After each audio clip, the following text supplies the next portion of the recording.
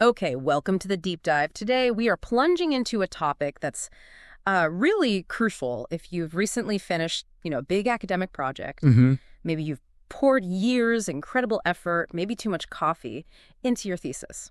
It's done. Defended. You got through it. Huge relief, right? Totally. Yeah. So, what's next?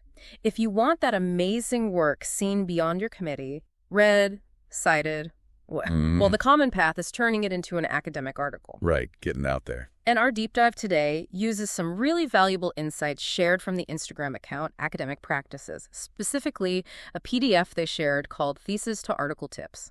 Ah, okay. Good source. Yeah, and right off the bat, the source gives this really important warning, maybe slightly intimidating. This is not just copy-paste.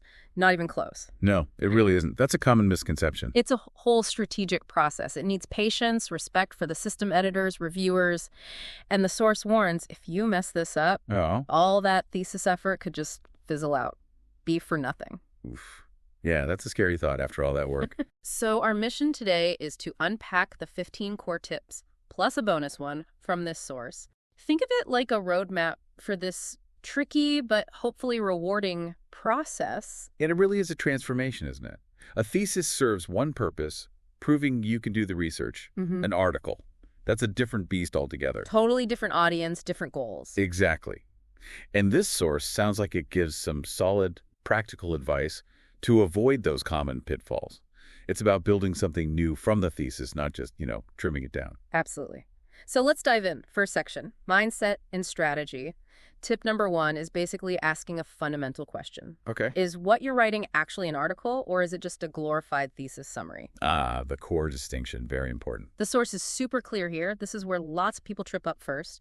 A thesis is meant to be comprehensive. Everything you did, background, methods, the whole shebang. Right, showing the full scope. But an article needs laser focus. You just cannot cram the whole thesis or even big chunks into one article. The source says, pick one topic, one problem, one clear contribution. That's it. And that focus is critical for journal publication. Editors, reviewers, they want a concise, impactful piece, not a mini book. It has to fit their journal's specific niche. Summarizing the whole thesis just makes it shallow everywhere, right? Pretty much, yeah. You can't do justice to multiple big ideas in, say, 6,000 words. This connects nicely to another tip the source has, tip 10, actually.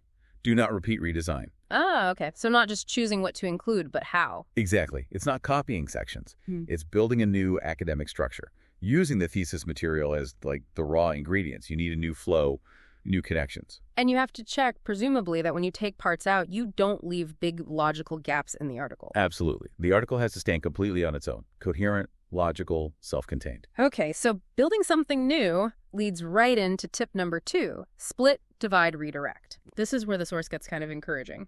It says a good, solid thesis might actually yield 2, maybe even 3 high-quality articles. That's the potential upside. Yeah. The idea is go back through your thesis, identify the distinct main themes or studies. Maybe you had different data sets or approached the problem from different angles. Right. Different facets of the research. Each of those could potentially become its own article, standalone, with its own single core message. And strategically, that makes a lot of sense. More publications, potentially. But also, you can tailor each article to a different journal, maybe a different audience within your field. Maximizes the reach. Totally. And it forces you to sharpen each argument. A focused piece is often stronger than trying to cover too much ground. You find the right home for each distinct contribution. Okay, makes sense. So you've picked your piece, you know it needs focus. Now the actual writing. Tip 3 hits a common opening trap. Just saying the aim of this study isn't going to cut it. Right. That very standard thesis phrasing. The source says, ditch the thesis jargon, adopt journal language. And crucially, they say you must rewrite the abstract, the introduction, and the discussion sections from scratch. From scratch, not just tweaking. Why? Because they do different jobs in an article. And the best way to learn, read good articles in your target journals, see how they do it. That point about jargon is key. In a thesis intro, you might take pages set in context. In an article, you need to hook the reader fast, state the problem, why it matters now, and what your unique contribution is, immediately. No, following on from chapter 2. Exactly. That belongs in the thesis. Journal readers need the global significance up front. not your personal research journey narrative. They need to know why they should keep reading this specific paper. Right. Okay, so mindset shift. Splitting potential, rewriting key sections. Let's move to the core content structure. Methodology first. Tip 4. Methodology, but more concise. Much more concise. Ah, yes, the great condensing act. Seriously, your thesis methodology chapter might be huge, right? Pages detailing every little thing. Every setting, every justification. The source says that has to shrink down dramatically. Maybe just a few paragraphs, a page max. Enough for peers to understand how you did it, assess rigor, maybe reproduce it, but no overwhelming detail. Surgical precision, that's the term. Reviewers need enough to trust your results, but not the instruction manual for every piece of equipment. It's about knowing what's essential information for that specific audience. Showing you understand the conventions of article writing. Exactly. Okay, so after methods and results, we get to the discussion and conclusion. Tip 5 frames these as discussion and conclusion, academic persuasion. Ooh, I like that. Persuasion. Yeah, it's not just summarizing findings like you might in a thesis. So what's the difference? In an article, you have to actively engage your findings with the existing literature. Put them in dialogue. How do they support other studies? Contradict them. Extend them. Ah, so it's argumentative. Precisely. You're building a case. The source calls this the golden value, the interpretation, the implications you might have downplayed in the thesis. These sections need to be much more dynamic. You're persuading the reader why your work matters, how it pushes the field forward, not just, here's what I found. That's it, exactly. You're making your mark, showing the significance. Okay, great. So you've drafted the article, focused it, structured it, argued persuasively. Now, the submission process. Feels like a minefield sometimes. Can be, yeah. Tip 6, journal selection. Choose by aim, not appearance. Critically important. Don't just aim for the highest impact factor if it's not a good fit. Right. The source warns against sending it to journals that are off topic or just trendy but irrelevant to your actual work. It's a huge waste of time. Find journals where the spirit, the scope really matches your article. And involve your advisor. Yes. The source stresses that too. Crucial advice. Their experience is invaluable here. They know the landscape, the editors maybe, the typical review processes. Getting the right fit drastically increases your chances and makes sure the right people actually see your work. Okay, so you've picked some journals. You think you're ready, but wait. Tip 7, update your references. Oh, this one trips people up all the time. Because there's often a gap, right, between finishing the thesis research and actually writing the article. Months, sometimes years. And new stuff gets published. The source says reviewers are unforgiving about outdated references. They really are. It signals you might not be aware of the absolute latest developments, which weakens your claim to contribution. It shows you haven't kept up with the conversation you're trying to join. Checking for new, relevant papers is essential. Okay, good warning. Next up, something maybe less exciting but crucial for that first look. Tip 8, formatting. First impression. The dull but critical stage, as the source apparently calls it. Yeah, pretty much. But they frame it smartly. Nailing the journal's specific guidelines, margins, font, citations, everything shows professionalism. It's your first chance to impress or annoy the editor. It really is a gatekeeper issue. Sloppy formatting, might not even get to reviewers. Desk rejection. Ouch. And the source reminds us you might have to do this painstaking formatting multiple times if your first submission doesn't land. Yep, part of the grind. It shows respect for the journal's process. Attention to detail matters. Absolutely. And speaking of detail and presentation, tip 9. Language check before submission. Especially important, as the source notes, if you're writing in a non-native language, like English often is for international scholars. Yeah, they stress professional language editing, and they have this great, blunt quote, "The confidence of I can handle it often results in rejection." Direct. They suggest having colleagues or your advisor read it for clarity, and they mention AI tools like ChatGPT or Grammarly. As aids, presumably, not replacement. Right. Tools to help polish, but you still need that human check for nuance and academic tone. Clarity and precision are just non-negotiable. Poor language can totally obscure great research. It frustrates reviewers and hides the value. AI can catch grammar, but flow, tone, argument, clarity need human eyes, ideally field-specific ones. Okay, shifting slightly now. Ethical points, other strategies. Tip 11 is a big one. Pay attention to academic ethics. Absolutely critical. The source is unequivocal. You must state somewhere in the article, usually a footnote or acknowledgments, that it's derived from your thesis. Explicitly. Not stating it, that's an ethical violation. And the reason is transparency, avoiding self-plagiarism.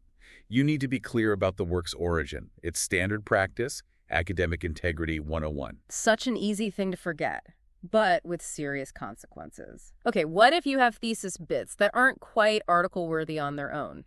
Tip 12 suggests, consider converting some sections into conference papers. Smart move. Good alternative. Yeah, for sections maybe too limited or findings too preliminary for a full journal article, but still valuable work you want to share. Conference papers often have a different scope. Shorter, maybe more focused on early findings. It's a great way to get feedback, disseminate smaller pieces, and build your network. Another way to get value from the thesis work. Right. Okay, circling back to support. Tip 13 hammers home a point we touched on. Do not skip consulting your advisor. Can't stress that enough. Always consult before submitting anything from the thesis. The source also brings up co-authorship, which can be tricky. Expectations vary wildly. Some advisors don't want authorship, others expect it, maybe even first authorship depending on their input, the source says. Have that conversation early and openly. Definitely. Avoids awkwardness later. And if your advisor strongly suggests a specific journal, listen to them. They likely have good reasons. Their experience with journals, reviewers, the whole submission game, it's invaluable guidance. They're your navigator in this process. Now for a tip that sounds like it comes from hard experience. Tip 14. I wish I had known this before starting. The hindsight tip. What is it?